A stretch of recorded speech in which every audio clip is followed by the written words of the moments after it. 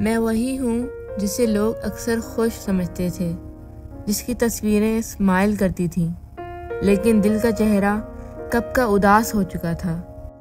मेरे शौहर को सब लोग मिसाल के तौर पे देखते थे। कितना शरीफ है, बहुत अच्छी सोच रखता है, सबका ख्याल रखता है। लेकिन जो सब देखते थे वो सिर्फ एक नकाब था, एक ऐसा नकाब जिसके पीछे वो शख्स छुपा था जो सिर्फ दुनिया के लिए अच्छा था, मगर घर में सिर्फ सख्त, बेहिस और बेरहम। मुझे याद है मेरी शादी के पहले दिन उसने मुस्कुराते हुए कहा था, मैं तुम्हारा हर दर्द अपना बना लूँगा। लेकिन कुछ महीने गुजरते ही उसने मेरे दर्द का मजाक बनाना शुरू कर दिया। मैं चुप रहती थी, सिर्फ इसलिए नहीं कि मुझे बोलना नहीं आता था, बल्कि इसलिए कि मैं टूटना नहीं चाहती थी। वो मुझे छोटी छोटी बातों पर नीचा दिखाता, मेरी बात का जवाब नहीं देता, और जब मैं कुछ कहना चाहती तो कहता, तुम मुझे समझती ही नहीं। मगर वो खुद कब मुझे समझने की कोशिश करता था। उसकी माँ, बहन, भाई सब उसकी तारीफ में ज़मीन आसमान एक कर देते, और मैं बस दीवार से लगकर चुप हो जाती। क्या बताती कि जो सबको हंसा रहा है वो मुझे रुला रुला कर सुलाता है। लोग कहते हैं ना, औरत सब कुछ सहकर घर बसाए रखती है। हाँ, मैं भी बसाए रही, लेकिन किसके लिए?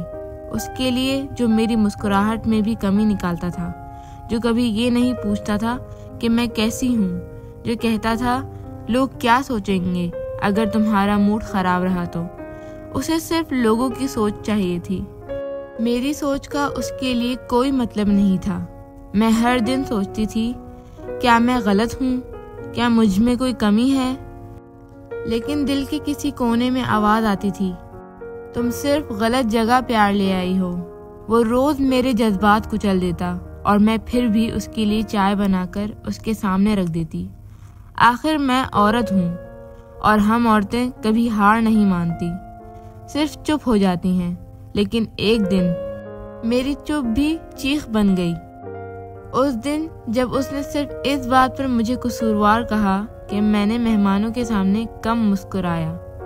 उस दिन समझ आया कि मैं सिर्फ उसकी इज्जत बनने के लिए जिंदा थी, लेकिन मेरी इज्जत उसके लिए कभी कुछ नहीं थी।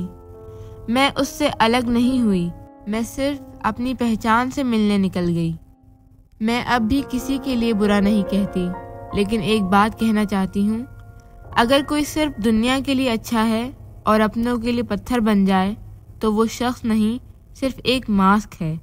मुझे कभी कभी लगता है कि उसके घर में मेरी पहचान सिर्फ एक जिम्मेदारी थी, एक ऐसी जिम्मेदारी जिसे निभाना तो ज़रूरी था, लेकिन जिसे चाहा जाए ऐसी कोई शर्त नहीं थी। वो कहता था, मैं सब कुछ तुम्हारे लिए करता हूँ, लेकिन मुझे तो कभी वो सब कुछ महसूस ही नहीं हुआ। उसकी हर बात में घमंड था, जज्बात नहीं। वो मुझे एक औरत समझता था, लेकिन कभी मेरी सोच, मेरी थकन, मेरी फीलिंग्स का एहसास नहीं करता था। मैं अक्सर चुप रहकर घर के काम करती रहती थी, सबको खुश करती थी, लेकिन जब खुद गिर जाती थी तो उठने के लिए भी कोई हाथ नहीं था। मैं तो चाहती थी कि वो मुझे एक दोस्त समझे, जो हर बात शेयर करे, लेकिन वो तो हर बात सिर्फ मुझे सुनाता था, और जब मेरी बात आती तो कहता, अभी मूड नहीं है। मेरा हर जज्बा उसके लिए एक मजाक बन गया था। मैं रोती थी तो कहता, ड्रामा मत करो। मैं चुप होती थी तो कहता, तुम आजकल बदल गई हो। लेकिन मुझे कोई ये नहीं पूछता था कि तुम बदल गई हो या थक गई हो। एक वक्त आया कि मैंने रोना बंद कर दिया। आंखें गीली होती थी, लेकिन आंसू बहना छोड़ गए थे, क्योंकि रोना भी उसके लिए एक प्रॉब्लम था, और मैं उसकी ज़िंदगी में सिर्फ प्रॉब्लम्स थी, सॉल्यूशंस नहीं। वो लोगों के सामने मेरा हाथ पकड़ता था और मैं अंदर से टूटी होती थी, क्योंकि वही हाथ मुझे कभी समझने के लिए नहीं बढ़ा, सिर्फ दिखावा था लोगों के लिए। उसका प्यार सिर्फ कैमरे तक था, मेरा दर्द हर कोने में। मैं हर रोज़ इस उम्मीद में जीती थी कि शायद किसी दिन वो मुझे महसूस करेगा, शायद किसी दिन वो पूछेगा, तुम ठीक तो हो। लेकिन वो दिन कभी नहीं आया, और फिर मैं एक दिन खुद से मिलने निकल गई, अपनी आखिरी मुस्कुराहट को, अपनी असली खुशी को, अपनी आवाज़ को दोबारा ढूंढने। कभी कभी मुझे लगता था शायद मैं किसी और ज़माने की औरत हूँ जो सिर्फ देती रहती है बिना कुछ मांगे, क्योंकि मांगना भी उसके लिए एक इल्ज़ाम था। अगर मैं कहती थोड़ा वक्त मेरे साथ गुजारो तो कहता तुम्हें हर वक्त सिर्फ अपना ख्याल होता है।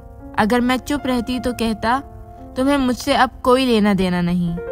उसकी हर बात में मैं ही कसूरवार थी, उसका गुस्सा भी मेरा कसूर, उसकी थकन भी मेरी गलती और उसका बढ़ा हुआ लहजा भी मेरी वजह से।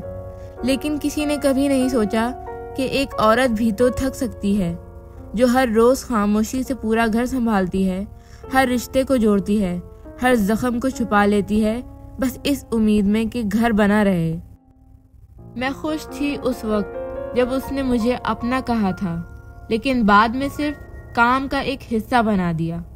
क्या रिश्तों में सिर्फ जिम्मेदारी होती है? क्या एक औरत सिर्फ एक घर चलाने वाली होती है? मैं अक्सर सोचती थी वो हर किसी के लिए इतना प्यारा कैसे बन जाता है।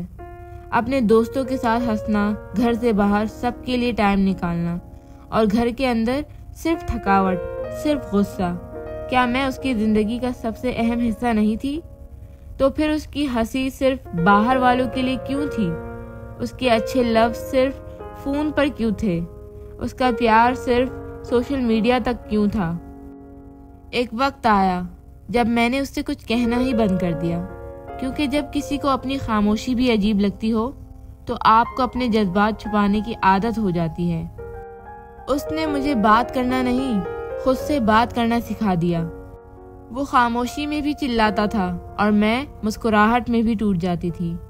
आज भी याद है मुझे वो शाम जब सब कुछ ठीक था, लेकिन फिर भी दिल बहुत उदास था।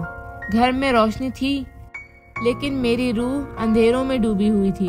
उसने कुछ नहीं कहा उस दिन, न गुस्सा किया न ताने दिए, लेकिन उसकी वो खामोशी भी मेरे लिए किसी चीज़ से कम नहीं थी।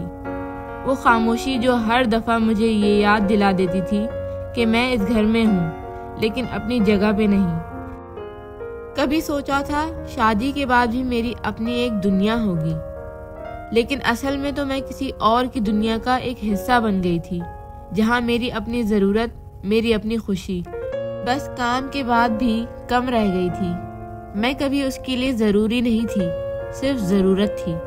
उसने कभी नहीं पूछा कि मैं खुश हूँ या नहीं।